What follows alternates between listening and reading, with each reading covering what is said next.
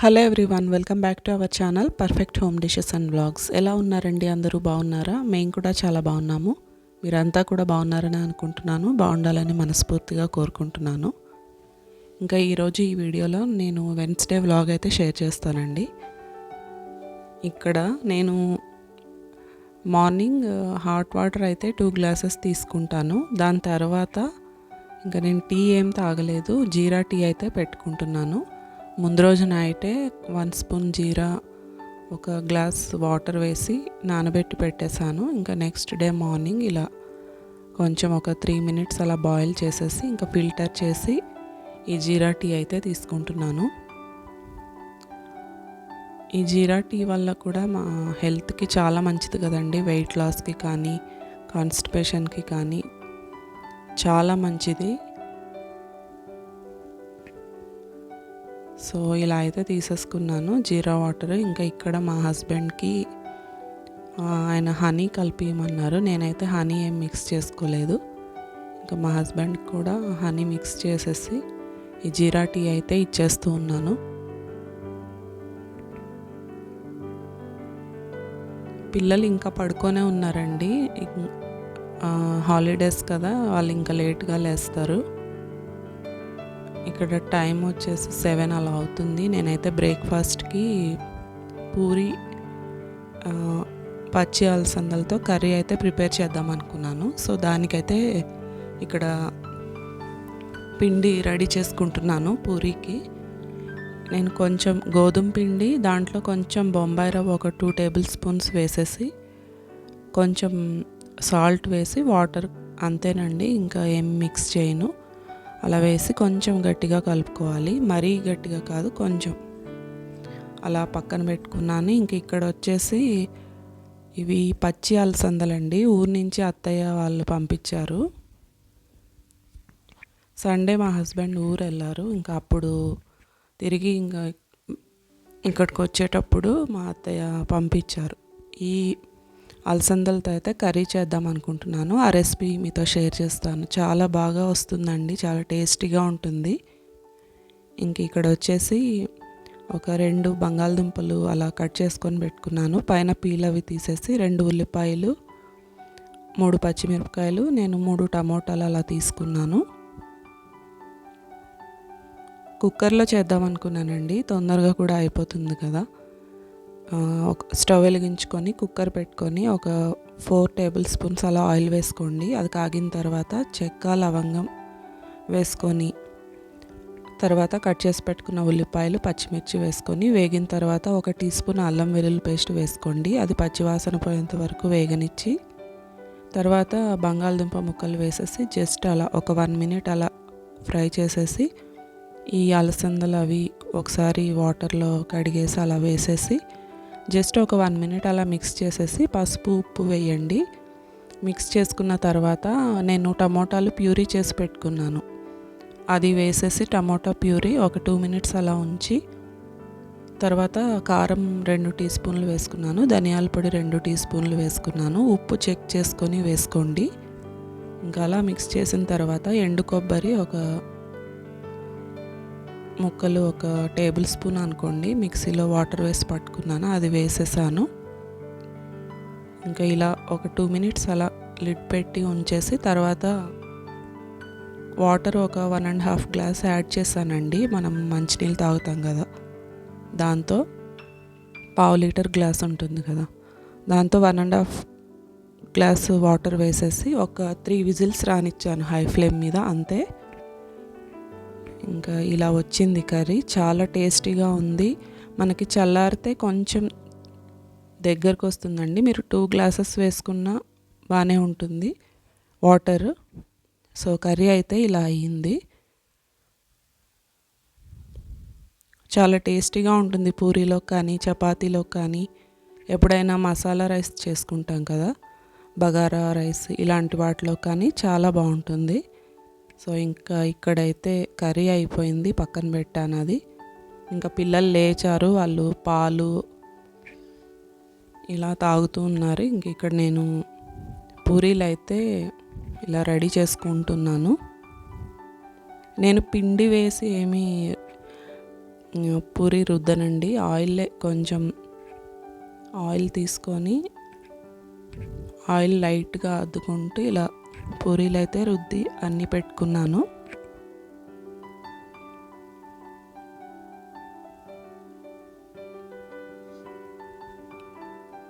So ఇలా అయితే ఇవన్నీ పూరీలు ప్రిపేర్ చేసుకొని పెట్టుకున్నాను. ఇంకా కాల్చుకోవాలి. ఒక పక్కన ఆయిల్ పెట్టేశాను ఇలా రుద్దేటప్పుడే పూరీలన్నీ. ఇంక ఇక్కడైతే ఆయిల్లో పూరీలు కాలుస్తున్నాను. కొంచెం క్రిస్పీగా రావాలంటే కొంచెం కలర్ వచ్చేంత వరకు వేగనివ్వాలి. అప్పటికప్పుడు పొంగిన వెంటనే తీసేస్తే మెత్తగా ఉంటాయి. సో ఎలా ఇష్టమైతే అలా కాల్చుకోవాలి అంతే. మా పిల్లలకి క్రిస్పీగా ఇష్టం కాబట్టి కొంచెం క్రిస్పీగానే కాలుస్తున్నాను.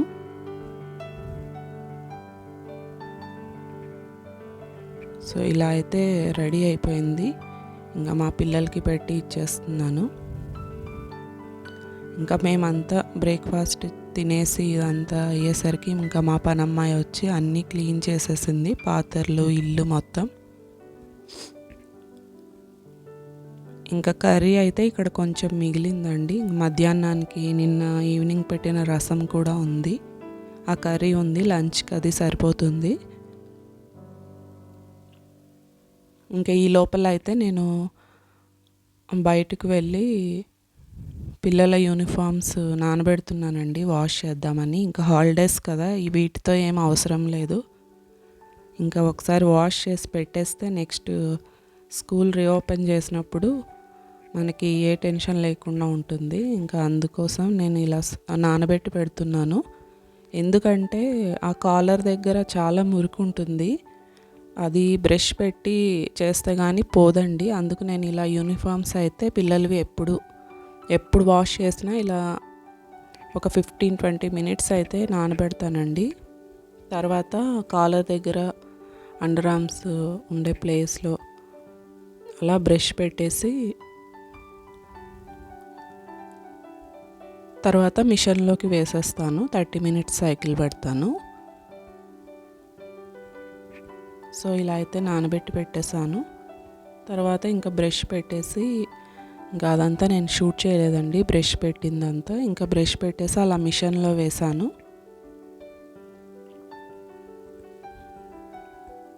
సో 30 మినిట్స్ సైకిల్ అయితే పెట్టాను. ఇంక ఇదంతా అయిపోయిన తర్వాత తీసి ఆరేసానండి. ఇంకా ఇలా ఆరిపోయిన తర్వాత ఐరన్ చేసి పెట్టేస్తే ఇంకా ఏ టెన్షన్ ఉండదు. ఇంకా హాలిడేస్కి అయితే ఊరికి వెళ్తాం కదా, సో అందుకు ముందే ఇలా ప్రిపేర్ చేసి పెట్టుకుంటే టెన్షన్ ఉండదు.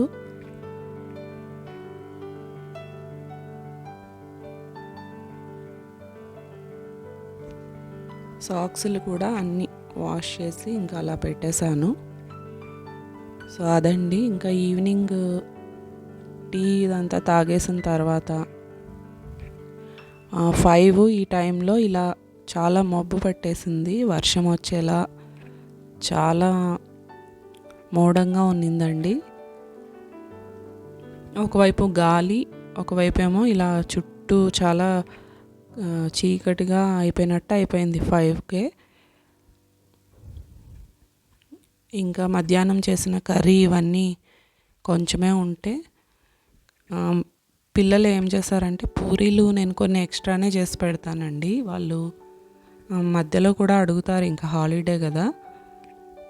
అవి తినేసి అన్నం సరిగ్గా తినలేదు, అది మిగిలిపోయింది. సో నేను ఇంకైతే ఎగ్ ఫ్రైడ్ రైస్ చేద్దాం అనుకున్నాను నైట్కి.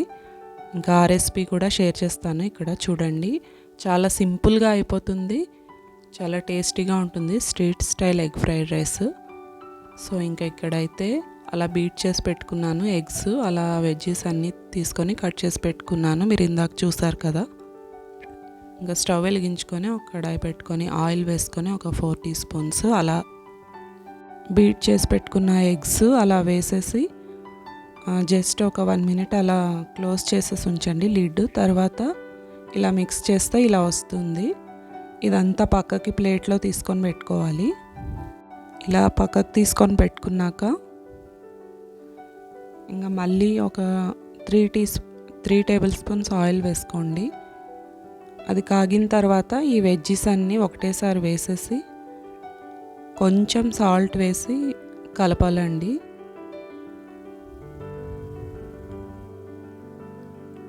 కొంచెం సాల్ట్ వేసేసి కొంచెం క్రిస్పీగానే ఉండేటట్టు చూసుకోండి. మరీ ఎక్కువ వేగనివ్వద్దు వెజ్జీస్. అలా కొంచెం లైట్గా క్రిస్పీగా ఉంటేనే బాగుంటాయి.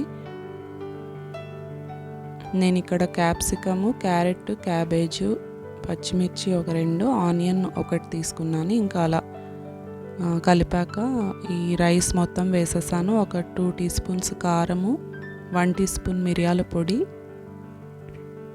ఒక 2 టీ స్పూన్స్ సోయా సాస్ ఉంటే వేసుకున్నాను. స్ట్రీట్ స్టైల్ కదా, మీ దగ్గర లేకపోతే అవాయిడ్ చేయండి, ఉంటే వేసుకోండి. ఇంకా సాల్ట్, ఈ మనం ఫ్రై చేసి పెట్టుకున్నాం కదా ఎగ్, అది కొంచెం ధనియాల పొడి ఒక టీ స్పూన్ వేసాను. ఇంక ఇవన్నీ చెక్ చేసుకొని హై ఫ్లేమ్లో కలుపుకోండి ఒక 2 మినిట్స్ అలా. చాలా అంతేనండి, చాలా సింపుల్గా రెడీ అయిపోతుంది, చాలా టేస్టీగా ఉంటుంది. చాలా సింపుల్గా రెడీ అయిపోతుంది. ఇక్కడ చూస్తున్నారు కదా ఎంత ఎమ్మీగా ఉందో. సో మా పిల్లలు వెయిటింగ్, చాలా ఇష్టం అండి ఎగ్ ఫ్రైడ్ రైస్. ఇంకా వాళ్ళకైతే పెట్టి ఇచ్చేసాను. టైము 7:30, 7:15, 7:30 అలా అవుతుంది. ఇంక ఇక్కడైతే పెట్టి ఇచ్చేస్తున్నాను. సో ఇలా పెట్టి ఇచ్చేసాను, మేము తినేసాము. ఇంకా ఇక్కడంతా నైట్ కిచెన్ అయితే ఇంకా ఎగ్ చేశాను కదా, ఇంకా స్టవ్ మొత్తం కౌంటర్ టాప్ నీట్గా తుడిచేసానండి. నెక్స్ట్ డే మార్నింగ్కి మళ్ళీ మనం రావాలి కదా కిచెన్లోకి, నీట్గా ఉండాలి, పని ఇంట్రెస్ట్ రావాలి. సో అందుకే నీట్గా ఇలా షింక్, కిచెన్, గ్యాస్ స్టవ్ మొత్తం క్లీన్ చేసేసాను. ఇదేనండి ఇవాళ వీడియో. మీకు నచ్చినట్లయితే లైక్ చేయండి, షేర్ చేయండి. కొత్త వాళ్ళు ఎవరైనా చూస్తున్నట్లయితే మన ఛానల్ని సబ్స్క్రైబ్ చేసుకోండి. ఇంకొక మంచి వీడియోతో నేను మిమ్మల్ని కలుస్తాను. అంతవరకు take care, bye bye. Thanks for watching.